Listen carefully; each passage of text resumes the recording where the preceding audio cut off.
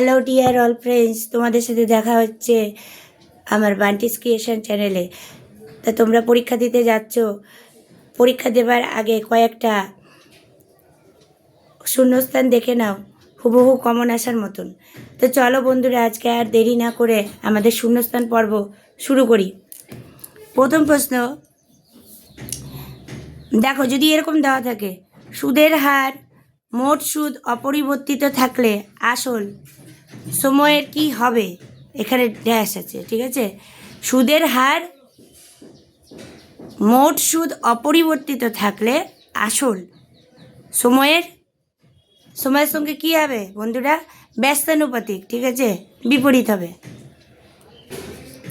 বন্ধুরা তোমরা জানো সুদ আসল কিভাবে নির্ণয় করতে হয়, সরল সুদ।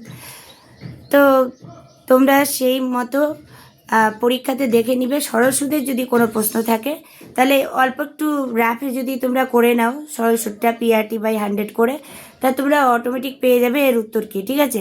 এই সমস্ত শূন্যস্থান বা সত্য মিথ্যাতে কিন্তু তোমরা নিজেরা একটু দেখবে যে রাফে কী আসছে। আচ্ছা, এইবারে একটি প্রশ্ন শোনো, মাধ্যমিক 20-তে এসছে, ভীষণ ভীষণ ইম্পর্টেন্ট বন্ধুরা। বার্ষিক R/2% সরল সুদের হারে 2p টাকার টি বছরের সুদ আসল কি হবে? 2p প্লাস কত টাকা সেটা তোমাকে বের করতে হবে। তো এটাও এইভাবেই যদি তোমরা ক্যালকুলেশন করো, বেরোবে তোমার 12.5 টাকা, ঠিক আছে। 12.5%, ঠিক আছে। কত পার্সেন্ট বলেছে, টাকা এখানে দিয়েছে, তো 12.5% বেরোচ্ছে আমার এখানে। 12.5% লিখলেই হয়ে যাচ্ছে তোমার। আচ্ছা, আরেকটি প্রশ্ন শুনে নাও, যে ব্যক্তি টাকা ধার দেন তাকে কি বলা হয়? যদি এটা জানতে চায় তার উত্তর হবে উত্তমর্ণ হস্য তয় তয় ম মতন নয় রে, উত্তমর্ণ, ঠিক আছে। যে ধার দেয় তাকে কি বলা হয়? উত্তমর্ণ। পরবর্তী প্রশ্ন, যে সময়ের শেষে চক্রবৃদ্ধি সুদ প্রাপ্ত হয় তাকে চক্রবৃদ্ধি সুদের ড্যাশ বলে। যে সময়ের শেষে চক্রবৃদ্ধি সুদ প্রাপ্ত হলো, ঠিক আছে, তাকে চক্রবর্তী সুদের কি বলা হয় বন্ধুরা? পর্ব। কি লিখবে? পর্ব, প বয়রে। তারপরে প্রশ্ন, আসল ও চক্রবৃদ্ধি সুদের মধ্যে ড্যাশ সম্পর্ক আছে। কি সম্পর্ক আছে বন্ধুরা? আসল ও চক্রবৃদ্ধি সুদের মধ্যে সরল সম্পর্ক আছে। তাহলে উত্তর হবে হচ্ছে সরল। তার পরবর্তী প্রশ্ন দেখো বন্ধুরা, ইম্পর্টেন্ট, চক্রবৃদ্ধি সুদের ক্ষেত্রে প্রতি বছরের শেষে আসলের সঙ্গে কি যোগ করা হয় বন্ধুরা? ড্যাশ যোগ করা হয়। তাহলে আসলের সঙ্গে কি যোগ করা হবে? সুদ যোগ করা হবে, তাই না বন্ধুরা? আসল আর সুদ মিলেই তো টোটাল অ্যামাউন্ট পাওয়া যাচ্ছে। তাহলে আশা করছি এটা আসলে তোমরা পেরে যাবে।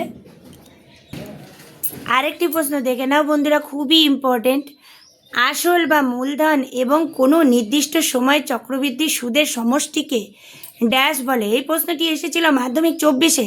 তাহলে বুঝে নাও মাধ্যমিক এক্সামিনাররা কিন্তু এই ধরনের প্রশ্ন কিন্তু ফলো করছে। তা আসল বা মূলধন এবং কোনো নির্দিষ্ট সময়ে চক্রবৃদ্ধি সুদের সমষ্টিকে কি বলা হয় বন্ধুরা? এটা তোমাদেরকে জানতে হবে কি বলা হয়। তো তোমরা পড়েছ সমূল চক্রবৃদ্ধি। সমূল চক্রবৃদ্ধি কিন্তু আসল বা মূলধন যেটাই বলো না কেন, যেটা পি আমরা ধরি, হ্যাঁ, এবং কোনো নির্দিষ্ট সময় চক্রবৃদ্ধির সুদটা যেটা বের করা হয়, সেই চক্রবৃদ্ধির সুদের সঙ্গে যদি তুমি আসলকে যোগ করো তাহলেই কিন্তু সমূল চক্রবৃদ্ধি পাওয়া যায়। তাহলে উত্তরটা হয়ে যাবে আমাদের সমূল চক্রবৃদ্ধি, ঠিক আছে বন্ধুরা, মনে রাখবে। বন্ধুরা যদি কখনো অনুপাতের চ্যাপ্টার থেকে তোমাদের শূন্যস্থান পূরণ দেয় তাহলে তোমরা দেখে নেবে কি কি অ্যামাউন্ট দিয়েছে, সে দুজনের হোক অথবা তিনজনের হোক, ঠিক আছে। তোমরা আগে ক্যালকুলেশন করে দেখবে, দুটো বা তিনটে যাই থাকুক না কেন ওটাকে কাটাকুটি করে ভেঙে ভেঙে শর্ট করে করে করে তোমরা কিন্তু পেয়ে যাবে তার উত্তর, ঠিক আছে। যেমন যদি 10, 20, 30 এরকম যদি ইস্টু করে তিনজনের থাকে তাহলে কি হবে বন্ধুরা? দেখো 10 দিয়ে কিন্তু সবাইকে মিলছে, তাহলে 10-কে আমি 10 পাচ্ছি। 1 কি হচ্ছে 2:3, 1:2:3 এই অনুপাত হচ্ছে, ঠিক আছে বন্ধুরা। এটি একটি কিন্তু সুন্দর টিপস। পরবর্তী প্রশ্ন বন্ধুরা, cosec square theta minus cos square theta by sine square theta এর সাংখ্যমান কত হবে? Cosec square theta minus cos square theta by sine square theta এর সাংখ্যমান কী হবে? সবসময় মনে রাখবে এক হবে, 1। আরও একটি এই টাইপের অঙ্ক শুনে নাও, sec square theta plus cosec square theta by sec square theta cosec square theta এর সাংখ্যমান কত হবে? তাহলেও কিন্তু বন্ধুরা মান কিন্তু একই হবে, 1। বন্ধুরা এবার যদি এরকম প্রশ্ন আসে শূন্যস্থানে যে ঘনকের মোট কর্ণ সংখ্যা এবং পার্শ্বতল সংখ্যার সমষ্টি, ঘনকের মোট কর্ণ সংখ্যা, ভালো করে শোনো, এবং পার্শ্বতল সংখ্যার সমষ্টি কী হয়? 8টি হয় কিন্তু সব মিলে, ঠিক আছে?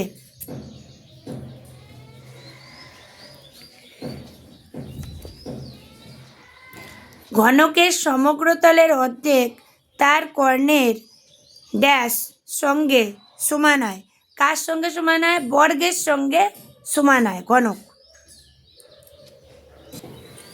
এবার আরেকটি প্রশ্ন শুনে নাও, যে কোনো সমকোণী ত্রিভুজের সমকৌণিক বিন্দু থেকে অতিভুজের উপর লম্ব অঙ্কন করলে ওই লম্বের উভয় পার্শ্বস্থিত ত্রিভুজদ্বয়ের প্রত্যেকে মূল ত্রিভুজের সঙ্গে কি হয়? সদৃশ হবে। আনসার কী হয়ে যাবে? সদৃশ। একটি খুব সুন্দর প্রশ্ন শুনে নাও বন্ধুরা, ইম্পর্টেন্ট আছে মাধ্যমিকের জন্য। সে হচ্ছে, বৃত্তের কোনো বিন্দুতে স্পর্শক ও ওই স্পর্শক বিন্দুগামী ব্যাসার্ধ পরস্পর কেমনভাবে অবস্থান করে? লম্বভাবে। আনসার কী হবে? লম্বভাবে। কারণ বৃত্তের মধ্যে যদি স্পর্শক আমরা টানি, তার কিন্তু ব্যাসার্ধকে যে ভাগ করছে সে কিন্তু পরস্পর লম্বভাবেই থাকবে।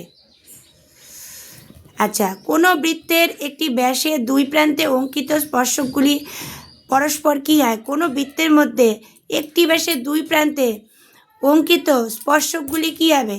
তুমি একসঙ্গে যদি দুই প্রান্ত থেকে স্পর্শক অঙ্কন করো তাহলে দেখবে দুটোই কিন্তু মান সমান হচ্ছে, অর্থাৎ সমান্তরাল। এরা কিন্তু সমান্তরালভাবে কিন্তু আমি অঙ্কন করতে পারি দুদিক থেকেই। দেখো বন্ধুরা, পরবর্তী প্রশ্ন, বৃত্তের বৃহত্তম চাপ হলো, বৃত্তের কি বৃহত্তম চাপ কি? যেটা আমরা ড্রয়িং করলাম লাস্টে বাইরে, সেটা হচ্ছে পরিধি। তাহলে আনসার হচ্ছে পরিধি। তার পরবর্তী প্রশ্ন, তিনটি বিন্দু একই সরলরেখায় অবস্থিত নয়, এরূপ বিন্দু দিয়ে কটি বৃত্ত অঙ্কন করা যায়? বন্ধুরা একটি মাত্র বৃত্ত অঙ্কন করা যায়।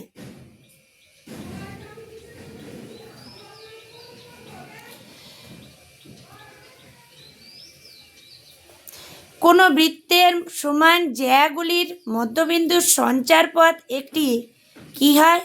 জ্যাগুলির মধ্যবিন্দুর সঞ্চারপথ, সেটাও কিন্তু একটি বৃত্তই হবে।